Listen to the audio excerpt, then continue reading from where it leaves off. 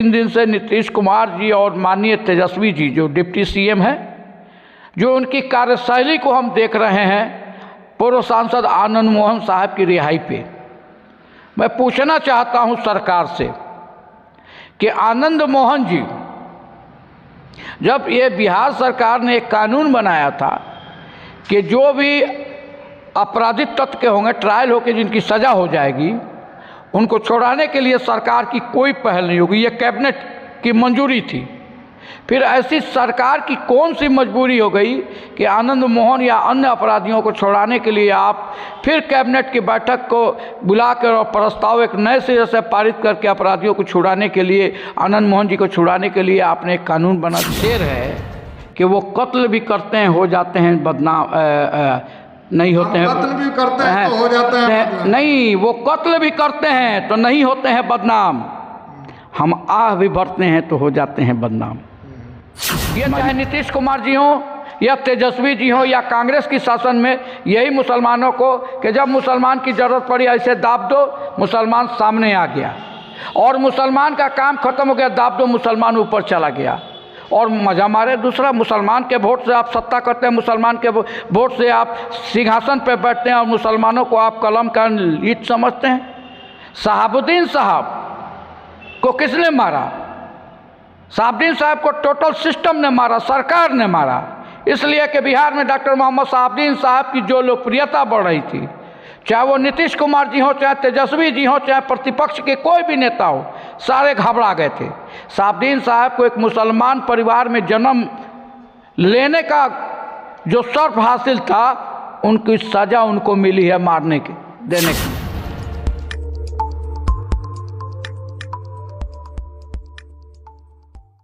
गोपालगंज के पूर्व DM G Krishnaiah को 1993 में जो है आनंद मोहन के द्वारा जो है मार दिया जाता है, उनकी हत्या कर दी जाती है और उसमें उनको सज़ा दे दिया जाता है। और ये सज़ा के तौर पर वो इतना दिन से सज़ा काट रहे हैं। और आपको हम कुछ याद दिलाना चाहते हैं, यहाँ पे मुसलमानों के मसीहा कहे जाने वाले लोग हमारे बिहार में इतना दिन से 30 साल से सरकार चला रहे हैं और कहते हैं कि हम मुसलमानों के मसीहा हैं, दलितों के मसीहा हैं। लेकिन आपको हम याद दिलाना चाहते हैं कि यही घटना शहाबुद्दीन साहब के साथ हुई थी। तो आपको मालूम होगा, आपको याद होगा वो दिन कि कैसे ये इन नेताओं ने जो है दिल्ली से उनको जो है उनका बॉडी जो था वो सीवान तक नहीं पहुँच पाया था और बहुत सारे लोग उसमें उनका विरोध भी किए थे, लेकिन कुछ हो नहीं पाया था। उस समय भी हमारे जो गरीबों के मसीहा कहे जाते हैं और जो दलितों के मसीहा कहे जाते हैं और जो लोग जो हैं मुसलमानों के मसीहा कहे जाते हैं, उस समय वो सरकार में थे और आज भी ये सरकार में है। और आज भी एक आदमी को सज़ा याफ्ता जो है वो सज़ा याफ्ता हो जाते हैं और उनको जो है उनको छोड़ाने के लिए कानून जो है कानून में ही संशोधन कर दिया जाता है। अब हमारे साथ सिवान के एक चर्चित नेता एहतसामुल हक इनका नाम है और मिनी नेता के नाम से भी ये पूरा प्रसिद्ध है गोपालगंज और सिवान जिले में। इनको लेकर के हम चर्चा करेंगे, इनसे हम जानने की कोशिश करेंगे कि इस मामला को लेकर के ये क्या कुछ सोचते हैं। बहुत बहुत स्वागत है आपका नदीम अलग अंदाज चैनल में। आप तमाम चैनल के जो देखने वाले श्रोता हैं उनको मैं दिल की गहराइयों से धन्यवाद देना चाहता हूं कि आपने जो नजीम साहब जो सच्चाई और जो भ्रष्टाचार या कोई ऐसे मामले को बढ़िया से दिखाते हैं, अब ईमानदारी पूर्वक, और जनता उसको देखकर और एक सच्चे राह पर चलने का संकल्प लेती है, इसलिए धन्यवाद के पात्र हैं। क्या कुछ कहेंगे, एक जो है एक आदमी को छोड़ाने के लिए कानून ही बदल देना, ये कितना उचित आपको लगता है? देखिए, बिहार की राजनीति या देश की राजनीति में एक तरफ लोग अपराधीकरण की बात करते हैं कि हमको अपराधीकरण को समाप्त करना है, और एक तरफ अपराधीकरण की अगर समाप्ति की बात आती है तो अपराध हर वर्ग और हर समाज में है। सिर्फ अपराध में किसी को इनकाउंटर किया जाता है, किसी को सज़ा दिया जाता है, किसी को साजिश के तहत मौत के घाट उठाया जाता है, वो अल्पसंख्यक और मुसलमान होते हैं। उसके बाद भी अगर कोई है तो पिछड़ा है, दलित है। मैं बता देना चाहता हूँ कि जो अभी बिहार में हम लोग एक दिन से नीतीश कुमार जी और माननीय तेजस्वी जी जो डिप्टी सीएम हैं, जो उनकी कार्यशैली को हम देख रहे हैं पूर्व सांसद आनंद मोहन साहब की रिहाई पे मैं पूछना चाहता हूं सरकार से कि आनंद मोहन जी, जब ये बिहार सरकार ने एक कानून बनाया था कि जो भी आपराधिक तत्व के होंगे, ट्रायल होकर जिनकी सज़ा हो जाएगी, उनको छुड़ाने के लिए सरकार की कोई पहल नहीं होगी, ये कैबिनेट की मंजूरी थी। फिर ऐसी सरकार की कौन सी मजबूरी हो गई कि आनंद मोहन या अन्य अपराधियों को छुड़ाने के लिए आप फिर कैबिनेट की बैठक को बुलाकर और प्रस्ताव एक नए सिरे से पारित करके अपराधियों को छुड़ाने के लिए, आनंद मोहन जी को छुड़ाने के लिए आपने एक कानून बना दिया। यदि अगर ऐसा आप था तो शहाबुद्दीन साहब जो थे वो विकास, आनंद मोहन को विकास पुरुष लोगों ने नहीं कहा देश और राज्य में। शहाबुद्दीन साहब को भाजपा की सरकार में भी भाजपा के गृह मंत्री कौन स्वामी नाम था, और अटल जी ने विकास पुरुष का नाम दिया। केंद्र सरकार बिहार के कोने कोने से, देश के कोने कोने से जो शहाबुद्दीन साहब तीसरे स्थान पर रहे, अटल जी थे, सोनिया जी थी, और शहाबुद्दीन साहब विकास की लड़ी में तीसरे स्थान पे उनको विकास पुरुष का लक़ब दिया गया। और उस विकास पुरुष को जो मुसलमानों के हिन्नौती कहते हैं, जो मुसलमानों के मसीहा कहलाते हैं, जो मुसलमानों के रहनुमा कहलाते हैं, जो मुसलमान के वोट से सरकार बनाते हैं और मुसलमान को जैसे हड्डी प्लेट से निकाल के फेंक दी जाती है, जूठर फेंक दिया जाता है, वो मुसलमान को समझते हैं। और भाई मुसलमान चुनाव के तरफ ये कलम की तरह होता है। चुनाव आता है, मुसलमानों की बात की जाती है और ऐसे दाब दिया जाता है और लिखे काम हो गया, फिर ऐसे दाब के मुसलमानों का काम खत्म 5 साल के लिए। ये चाहे नीतीश कुमार जी हों या तेजस्वी जी हों या कांग्रेस की शासन में, यही मुसलमानों को कि जब मुसलमान की ज़रूरत पड़ी ऐसे दाब दो, मुसलमान सामने आ गया, और मुसलमान का काम खत्म हो गया, दाब दो, मुसलमान ऊपर चला गया और मज़ा मारे। दूसरा, मुसलमान के वोट से आप सत्ता करते हैं, मुसलमान के वोट से आप सिंहासन पर बैठते हैं और मुसलमानों को आप कलम का लीड समझते हैं। शहाबुद्दीन साहब को किसने मारा? शहाबुद्दीन साहब को टोटल सिस्टम ने मारा, सरकार ने मारा। इसलिए कि बिहार में डॉक्टर मोहम्मद शहाबुद्दीन साहब की जो लोकप्रियता बढ़ रही थी, चाहे वो नीतीश कुमार जी हो, चाहे तेजस्वी जी हो, चाहे प्रतिपक्ष के कोई भी नेता हो, सारे घबरा गए थे।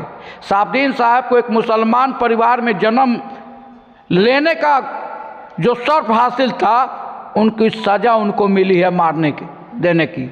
दिल्ली में उनके लड़के, युवा आइकन ओसामा साहब, उनके चाहने वाले लोग दर दर की राहें भटक रहे थे अपने नेता की डेड बॉडी को लाने के लिए, अपने बाप की डेड बॉडी को लाने के लिए ओसामा साहब। और वहीं पे जो युवाओं, जो मुसलमानों के रहनुमा कहलाते हैं, तेजस्वी जी, लालू प्रसाद को जो मुसलमान 15 साल सत्ता, अभी 15 साल विपक्ष में और 2 साल में पक्ष और विपक्ष, कभी चाचा से पीर में भी सरकार में अलायंस, अभी भी 32 साल मुसलमानों ने लालू यादव के परिवार को, नीतीश कुमार जी को और तेजस्वी यादव को सत्ता देने का काम किया। और मुसलमानों के साथ क्या हुआ कि शहाबुद्दीन साहब को की जो हत्या हुई, ये सरकार के, चाहे वो नीतीश कुमार हो, तेजस्वी जी हो, सरकार की सिस्टम ने मारने का काम किया। आज आनंद मोहन जी, एक दलित का बेटा जी किसनैया की हत्या होती है, एक अपराधी भुट्टन शुक्ला की हत्या होती है मुजफ्फरपुर में, और बिहार पीपुल्स पार्टी के आनंद मोहन जी स्थापक होते हैं, नेता होते हैं, लवली जी सांसद वैशाली की रहती हैं और उसमें उनकी 100 यात्रा में शामिल होते हैं। और गोपालगंज जिलाधिकारी जी किसनैया का बोर्ड लिखा जाए और उसका आने के बाद वो भीड़ मार देती है। और एक आप बताइए, देश के एक IAS और भी दलित का बेटा, कितने सपने और कितने अरमान लेकर उसके परिवार के लोगों ने पढ़ाया, और वो का नाम है DM हुआ, उनको मार दिया गया। उम्र कैद की सज़ा से पहले फांसी की सज़ा हुई, उनको फांसी से तब्दील करके। क्यों भाई? अगर वही मुसलमान झूठा नाम पे फंस जाता है, किसी मंदिर भ्रष्ट के नाम पे किसी आदमी को, तो उसका का नाम है, उसकी फांसी हो जाती है, उसको सरकार इनकाउंटर कर देती है। और इस देश के जो जिला पदाधिकारी का सबसे बड़ा पोस्ट है, और दलित का बेटा है, उसकी हत्या हो जाती है और फांसी की सज़ा होती है। कोर्ट, जो निचली अदालत है, कोर्ट फांसी देती है, ऊपरी अदालत उनको का नाम है उम्र कैद में तब्दील कर देती है। क्या उस दलित परिवार को मिल गया? उसके परिवार का तो सदस्य चला गया। और आज आनंद मोहन जी को की रिहाई की बात आ रही है। क्यों नहीं किसी, आप बताइए पूरे हिंदुस्तान के किसी भी राज्य में सरकार किसी मुसलमान नेता को, किसी मुसलमान बाहुबली को रिहाई का आदेश देती है? लेकिन हम आपसे जानना चाहेंगे इसके पीछे कारण क्या है? आखिर सौतेला व्यवहार क्यों हो रहा है? मुसलमानों के साथ आता है तो बोलता है कि नहीं नहीं ये गलत है, और जब दूसरे के साथ आता है तो कानूनी बदल दिया जाता है। देखिए, यहाँ का जो सिस्टम है, बाबा साहब भीमराव अंबेडकर के जो संविधान है, आज उस संविधान को इस देश में अब नहीं माना जा रहा है। बाबा साहब ने जो सबके लिए अधिकार दिया था, बाबा साहब ने सबके लिए जो सम्मान लिखा था, बाबा साहब ने सबको बराबरी का जो दर्जा दिया था, आज कहाँ है भाई मेरे? आज उत्तर प्रदेश में 48 माफिया हैं, राजा भैया से लेके ब्रजेश सिंह से लेके तमाम लोग। कहाँ किसी की हत्या हो रही है, कहाँ किसी पर सजा हो रही है, कहाँ कोई मंत्री बैठा हुआ है, सांसद विधायक बना हुआ है, कंकाल पोखरा से राजा भैया के मिलता है, कहाँ उनकी हो रही है? बाबा साहब के संविधान को इस देश के सामंती, इस देश के मनुवादी और इस देश के जो सांप्रदायिकता के आग में इस देश को झोंकना चाह रहे हैं, बाबा साहब के संविधान को हटाकर अपना संविधान लागू करना चाहते हैं, अपना कानून लागू करना चाहते हैं, जिसका जीता जागता उदाहरण उत्तर प्रदेश में अतीक अहमद और अशरफ और उनके बेटे हैं, उनकी साजिश के तहत हत्या हुई है। इसलिए कि अशरफ और अतीक और उनके जो बेटे थे वो एक मुसलमान परिवार से थे। हम इसकी निंदा करते हैं। अगर इस तरह की बात है तो ये सेकुलरिज्म के नाम पे जो देश के जो क्षेत्रीय दल के नेता हैं या जो बड़े दल के भी नेता हैं, जो सेकुलर के नाम पे दलित और पिछड़े अल्पसंख्यक को बहका के वोट लेते हैं, उनको मैं बता देना चाहता हूं कि अपनी रोज राजनीतिक रोटी बंद कर दीजिए। स्वयं न्यायालय आप बन चुके हैं, स्वयं प्रशासन आप बन चुके हैं, आप बन के काम कर रहे हैं, ये नहीं चलने वाला है। अतीक साहब की हत्या भाई कानून है। जो सिविल सर्जन है जिसके आप हॉस्पिटल में ले जाना चाहते हैं, उसको पता नहीं है कि कोई जिला जेल से कोई कैदी हमारे यहाँ आ रहा है। पत्रकार को पता कैसे हो गया भाई कि जिला जेल से अतीक और उनके अशरफ भाई जा रहे हैं, और पत्रकार के शक्ल में प्रशासन की गाड़ी में आके और उनकी हत्या होती है, और 50 के तादाद में गनर हथियार लेके लोग खड़े हैं और वहाँ उनकी हत्या होती है और जय श्री राम का नारा लगता है, और गनर किसी पर गोली नहीं चलाते हैं और आराम से हथियार रख दिया जाता है, और हथियार रखने के बाद और सिलेंडर किया जाता है। तो इससे लगता है कि उत्तर प्रदेश के शासन और प्रशासन दोनों की साजिश थी अतीक अहमद और अशरफ साहब और उनके परिवार की हत्या। और आज और भी उनके जो उनकी अहलिया हैं अतीक साहब की या मुख्तार अंसारी साहब हैं या जो भी मुसलमान हैं, आजम खान साहब का गुनाह क्या था भाई? आजम साहब का गुनाह था जौहर यूनिवर्सिटी को खड़ा कर देना। आजम साहब का गुनाह था कि दलित पिछड़े मुसलमान अल्पसंख्यक को जगा देना, उनके अधिकार की लड़ाई लड़ना, जगा के वो अपने अधिकार की लड़ाई जब समाज के लोग मांगे, आजम साहब को मुर्गी चोर और बकरी चोर के नाम पे सज़ा दिला देना। आजम साहब के बेटे को अब्दुल्ला को का नाम है, उनकी पत्नी को सहिता जी को। तो ये अल्पसंख्यकों के साथ जुल्म और अत्याचार इस देश में बढ़ रहा है। लोग कहता है कि इस देश में आपका क्या नाम है अपराध बढ़ रहा है। इस देश में जब जब जुल्म होते हैं, जब जब अत्याचार होते हैं तो क्रांति आती है। हम सरकार को चेतावनी देना चाहते हैं, हम प्रशासन को चेतावनी देना चाहते हैं कि अल्पसंख्यकों को सताने का काम आप छोड़ दें, नहीं तो क्रांति आएगी। आप कितनों चिल्लाते रहिएगा कि मुसलमान देशद्रोही है, मुसलमान टेररिज्म है, मुसलमान अपराधी। आपके चिल्लाने से नहीं, मुसलमान जिस दिन रोड पर निकल जाएगा अपने अधिकार को, दलित जिस दिन रोड पर निकल जाएगा अपने अधिकार को, शोषित पिछड़ा जिस दिन निकल जाएगा अपने अधिकार को लेकर रहेगा, और आपकी फांसीवादी ताकतें का चारा चलने वाला नहीं है। रही बात बिहार में माननीय नीतीश कुमार जी मुसलमानों में दो फाक करने का काम किया। कहते हैं कि मुसलमान हिन्नती हैं। मुसलमान में भाई हमारे इस्लाम में मुसलमान किसको मानता है? अपने इस्लाम के संविधान को, कुरान को मानता है, मोहम्मद साहब को मानता है, अल्लाह को मानता है। कहाँ मोहम्मद साहब ने किसी खुतबे में, किसी किताब में, कहाँ कुरान में लिखा है कि एक मुसलमान दूसरे मुसलमान को मस्जिद में नहीं जाना है? कहाँ उसके साथ नहीं खाना है। ये नीतीश कुमार जी ने सरकार बनाने के बाद मुसलमानों को पसमानदा और गैर पसमानदा में बांटने का काम किया। ये कहाँ मुसलमानों की हिम्मती हैं। और आज बेवकूफ़ मुसलमान भी तो कहीं ना कहीं अफ्तारी से ही खुश हो जाता है। उसको लगता है कि कोई अफ्तारी दे देगा तो हमारा विकास हो जाएगा। मुसलमानों को मैं अपील करना चाहता हूँ, वैसे बेवकूफ़ मुसलमानों को मैं अपील करना चाहता हूँ कि मुसलमान भाइयों, इनके बहकावे में बहरूपिया टोपी पहन के गामछा रख के अफ्तारी कराने से वो बहरूपिया तुम्हारे भाई नहीं हो सकते हैं। वो सत्ता के लिए तुम्हारी टोपी को कुछ मिनटों के लिए पहन रहे हैं, तुम्हारे कुछ मिनटों के लिए गमछा को बदल रहे हैं। उनसे बचो। आप देखो भाई कि बिहार में यही नीतीश कुमार पसमानदा गैर पसमानदा करके मुसलमानों को बांट दिया। आज यही तेजस्वी यादव वोट की ज़रूरत आती है तो अली अशरफ फातमी याद पड़ते हैं, तस्लीमुद्दीन याद पड़ते हैं, शहाबुद्दीन साहब याद पड़ती हैं, हैना साहब याद पड़ती हैं, युवा आइकन ओसामा साहब याद पड़ते हैं। वोट की जरूरत, और जब वोट ख़त्म हो जाता है तो मुसलमान के नेताओं का पोस्टर में भी चेहरा नहीं होता है। और भाई नीतीश कुमार की मीटिंग में कौन होते हैं? आगे के श्रेणी में ललन सिंह, नीतीश कुमार अन्य नेता। लालू यादव के मंच पे कौन होता है भाई? आलोक कुमार मेहता जी कुशवाहा समाज से आते हैं, वो नज़र आते हैं। सुचरण राम जी नज़र आते हैं, आपके जगदानंद सिंह जी नज़र आते हैं। कौन मुसलमान नज़र आता है? सिर्फ मुसलमान वोट देने के लिए है। ये सारी कमी हमारे मुसलमान भाइयों के कारण है कि हम लोग किसी सेकुलरिज्म के नाम पे क्षेत्रीय दल के नेता, चाहे वो तेजस्वी जी हों, लालू जी हों, नीतीश जी हों, अखिलेश जी हों, मायावती जी हों, इनके नाम पे हम बटे हैं और वोट देते हैं। और डू एंड डाई की तरह जब काम निकल जाता है तो हमें लात मार दिया जाता है। ये कब तक चलेगा इस देश में?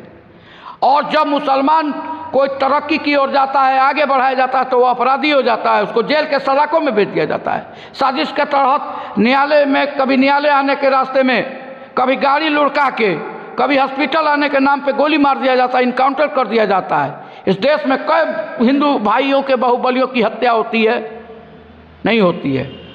यहाँ इस देश में मुसलमानों के लिए कानून दूसरा है और हिंदू समाज के जो फांसीवादी हैं, जो पूंजीपति हैं, उनके लिए कानून दूसरा होता है। इसलिए हम बिहार के मुसलमानों को, देश के मुसलमानों को ये अपील करना चाहते हैं कि अतीक साहब के साथ जो हुआ, शहाबुद्दीन साहब के साथ जो हुआ, जो अतीक के बेटे असद साहब के साथ हुआ, जो क्या नाम है आपके उनके भाई के साथ हुआ, ये अन्य मुसलमानों के साथ नहीं। आप एकजुटता का परिचय दीजिए। दलित समाज को भी हम कहते हैं कि ये लोभ और लालच छोड़कर आपका अगर सच्चा हिम्मती है तो मुसलमान है, मुसलमान समाज के साथ आप जुड़िए और एक कंधे से कंधा मिला के मौजूद में एक बात आपको दिया है।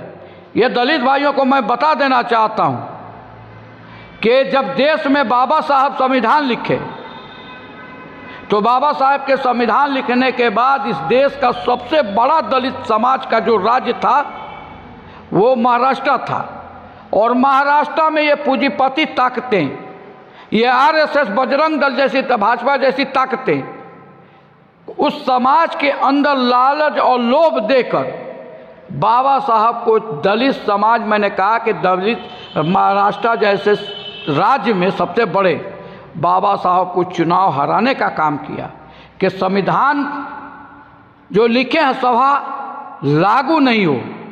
फिर मुस्लिम लीग पार्टी थी, फिर मुसलमान मुर्शिदाबाद लोकसभा सीट से इस्तीफा देने का काम किया और बाबा साहब को बंगाल की धरती पे ले जाकर मुर्शिदाबाद से चुनाव लड़ाया गया और जीत के जब गए तो बाबा साहब आपके क्या नाम है संविधान सभा लागू किए।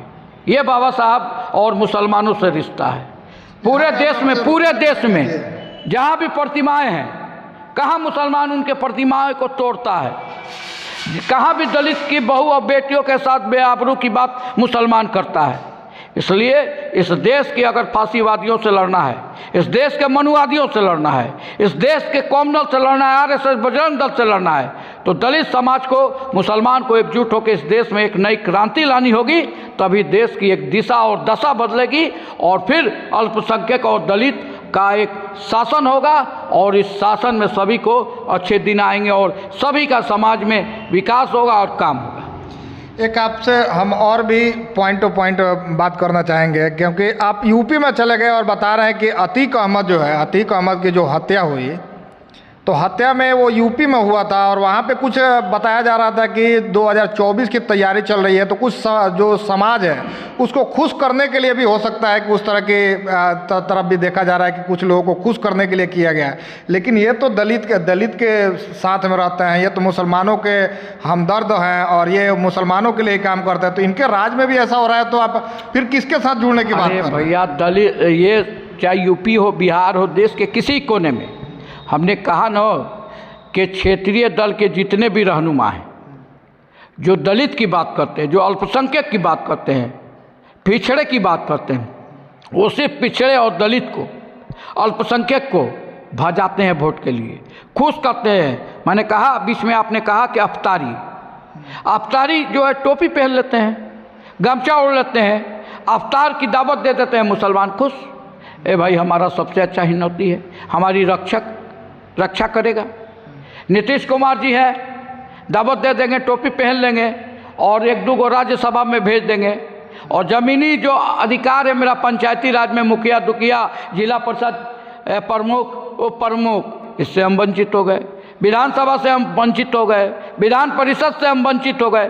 भाई मेरे 243 सीट में हम वंचित हो जाते हैं, हम विधान परिषद में वंचित हो जाते हैं, हम जिला परिषद के चेयरमैन में वंचित हो जाते हैं, हम नगर परिषद के चेयरमैन में वंचित हो जाते हैं, प्रखंड प्रमुख के वंचित हो जाते हैं। तो मेरा तो अधिकार नहीं चीज़ से वंचित करने का है और आप एक लॉलीपॉप दिखा देते हैं हमको, एक सीट पटना में और दिल्ली में भेज के, और हम जय हो करते हैं। तो आपके हिसाब से मतलब ग्राउंड जो है, ग्राउंड जीरो से जो है आदमी को जुड़ना चाहिए। बिल्कुल बिल्कुल। सरकार अगर मुसलमान की पक्षधर है तो बनाए। सिवान के 19 ब्लॉक हैं, हम सिवान की बात करें, सिवान 19 ब्लॉक हैं, 19 ब्लॉक में हमको देना 14 ब्लॉक में मुसलमान और दलित को, 5 ब्लॉक को हम हमारे दे फॉरवर्ड भाइयों को। हाँ, सिवान 8 विधानसभा है, 8 विधानसभा में देखिए एक भी मुसलमान को राजद टिकट दिया। पहले मुसलमान यहाँ लड़ते थे बरौली, गोपालगंज, सिवा, रघुनाथपुर और बढ़हरिया और गोपाल 5, आज आ गया 1, कुछ दिन के बाद वो भी 0 हो जाएगा। सिवान, महाराजगंज, गोपालगंज, 4 गो लोकसभा, छपरा लागेगा टिकट। आप बताइए, एक तो मुसलमान को दे देते हैं और जिस जात समाज से आपका रिश्ता है उस जात समाज के लोग आपको हरा देते हैं। तो हमको देते हैं टिकट हराने के लिए और हम आपको जिताने के लिए मेहनत करते हैं और जिता के भेज देते हैं। हम खुद हारते हैं और आपको जिता के भेज देते हैं। एक शेर है कि वो कत्ल भी करते हैं, हो जाते हैं बदनाम, नहीं होते हैं। कत्ल भी करते हैं तो हो जाते हैं नहीं, वो कत्ल भी करते हैं तो नहीं होते हैं बदनाम, हम आह भी भरते हैं तो हो जाते हैं बदनाम हमारी। इसलिए मेरे भाइयों, हम हर चैनल के माध्यम से हम ये चाहते हैं कि मुसलमानों के साथ जो सौतेला व्यवहार हो रहा है वो सरकार कर रही है, चाहे अतीक साहब के साथ हुआ या अरशद साहब के साथ हुआ, उनके बेटे के साथ हुआ, साहबुद्दीन साहब के साथ हुआ, ये बहुत ही, इसको शायद इस सदी क्या सैकड़ों सदी नहीं भूल सकती है। और आने वाले तमाम मुसलमान भाइयों से, दलित भाइयों से हम अपील करना चाहते हैं कि एकजुटता का परिचय दीजिए और ऐसे राजनेता को बहिष्कार करके एक संकल्प लीजिए और एक नई सरकार बनाइए जिसमें आप सुरक्षित रहें, हम सुरक्षित रहें, नया विकास हो, नया बिहार बने, नया देश बने। आपका इसमें क्या ओपिनियन है, आप ज़रूर बताइएगा। अभी हमारे साथ जुड़े थे तसामुल हक जो सिवान से हैं और मिनी नेता हैं। आपकी जो भी प्रक्रिया होगी आप नीचे बताइएगा। धन्यवाद।